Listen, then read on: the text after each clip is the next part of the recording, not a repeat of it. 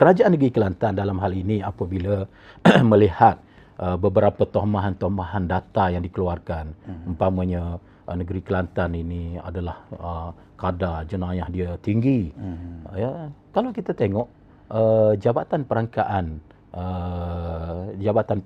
DOSEM ya, pada tahun 2025 telah mengeluarkan data statistik ya, di mana dalam statistik jenayah Malaysia 2025 Jabatan Perangkaan Malaysia DOSEM ini telah keluarkan data yang berlaku bagi tahun 2024 di mana Kelantan ini telah merekodkan 2,296 kes jenayah indeks. Okay. Memang ada, tapi kes sebenarnya yang tertinggi adalah negeri Selangor. Kenapa tidak disebut? Kerana Selangor telah merekodkan sebanyak 11,910 kes jenayah indeks. Maksudnya bukan Kelantan yang tertinggi, tapi Selangor. Jauh perbezaan. Jauh perbezaan. Jadi kenapa kata Kelantan tinggi? Begitu juga dalam jenayah seksual. Kalau kita tengok dalam keganasan seksual, data pada tahun 2024 yang telah dikeluarkan dalam statistik jenayah Malaysia 2025 oleh DOSEM sendiri, di mana Kelantan memang kita tak nafikan ada kes jenayah seksual, bukan kata tidak ada ya, walaupun macam mana negeri membangun bersama Islam, ada kes jenayah juga, kes seksual juga ada di mana-mana negara, di mana-mana negeri, dan kita pun hatta di Kelantan kita akui berlaku. Tapi kita kena melihat kepada keadilan, lihat kepada fakta dan angka yang sebenar. Jadi bila DOSEM telah keluarkan Kelantan kes keganasan seksual ada 330 kes yang berlaku. Tapi negeri yang paling tinggi kes jenayah seksual bagi 2024 adalah Selangor, di mana dia mencatatkan 1,308 kes. Selepas Selangor, Johor 681 kes.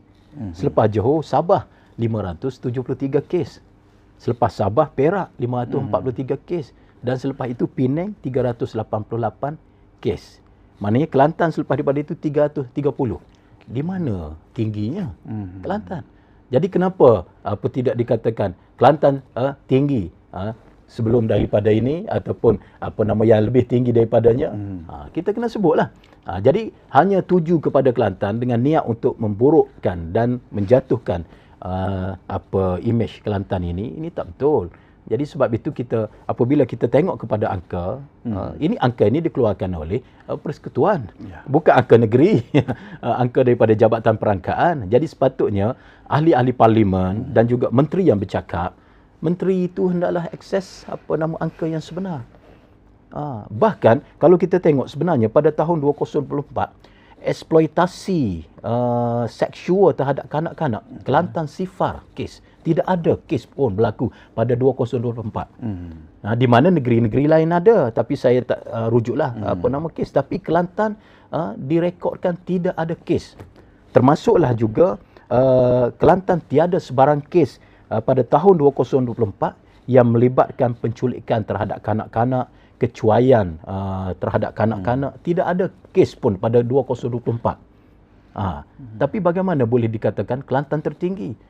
Termasuk kes rogol di bawah umur. Sebenarnya kalau tengok Jabatan Perangkaan yang keluarkan 2024 juga, rogol di bawah umur berlaku di Kelantan ada 128 kes.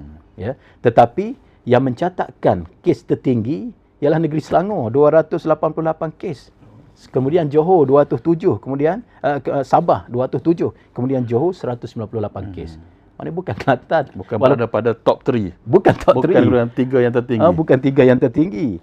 Jadi maksudnya kalau kita merujuk kepada angka-angka data yang telah dikeluarkan tersebut, maksudnya di negeri-negeri lain pun kalau kita nak banding, teruknya berlaku kes sebagaimana yang disebutkan tadi, termasuklah HIV dan juga dadah.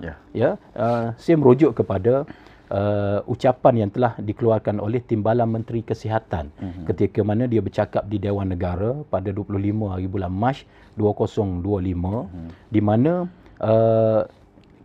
kes yang melibatkan HIV AIDS ini yang tertinggi dalam negara kita pada tahun 2025 tersebut ialah Selangor, di mana 1085 kes, iaitu bersamaan dengan 34.1%.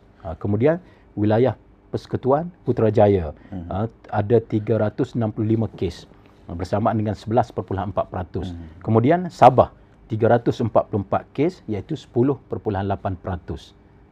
Kelantan tak sebut pun. Jadi maksudnya ini kadar HIV dan AIDS. Jadi tak betul kalau kita nak kata Kelantan tertinggi semua aspek. Dari sudut dadah sendiri pun sebenarnya Kelantan bukanlah negeri yang tertinggi bagi semua indikator dadah. Kalau kita merujuk kepada contoh perbekalan dadah. Perbekalan dadah ni di Kelantan kita ada 1,513 kes. Tetapi di Selangor ada 2,716 kes. Lagi tinggi. Jadi dia banyak bahagian dari sudut pengedar, dari sudut orang yang hisap dadah. Jadi maksudnya tidak betul untuk kita spesifikkan bahawa Kelantan ini tinggi semua aspek, semua hal. Ini sebab itu berdasarkan fakta dan data-data daripada Kerajaan Persekutuan juga yang diakses, yang semua maklumat ni semuanya boleh diakses oleh semua rakyat. Kita melihat bahawa motif mereka yang bawa isu ini sekarang, khususnya dalam tempoh pilihan raya di negeri Johor dan akan berlaku pilihan raya di negeri Sembilan, adalah semata-mata untuk memburukkan perjuangan yang dibawa oleh negeri Kelantan. Dan Kelantan ini jadi sebagai sebuah negeri contohlah dalam membangun bersama Islam, Parti Islam Malaysia PAS yang memerintah negeri. Jadi nak memburukkan bahawa PAS ni macam ni lah, kalau negeri PAS macam ni lah, Kelantan ni macam ni lah. Jadi dia juga akan memberi kesan di dalam kempen-kempen pilihan raya di tempat-tempat tertentu. Sebab itu kita kata ini adalah satu motif yang berniat jahat kepada kerajaan negeri Kelantan itu sendiri. Jadi itulah sebenarnya hakikat kenapa berlaku tomahan ini sehari demi sehari. Selepas Menteri KPKT jelutong, lepas tu Kampar pula yang terkini. Ni apa sebab ni? Bercakap di Dewan Mulia, ini sebenarnya mereka kena tarik balik dan mohon maaf. Rujuk balik fakta yang sebenar. Sebab sebelum daripada ini, dalam minggu lepas, kita dah keluar dah. Melalui kerajaan negeri, melalui Datuk Timbalan Menteri Besar dah keluar dah kenyataan menjawab.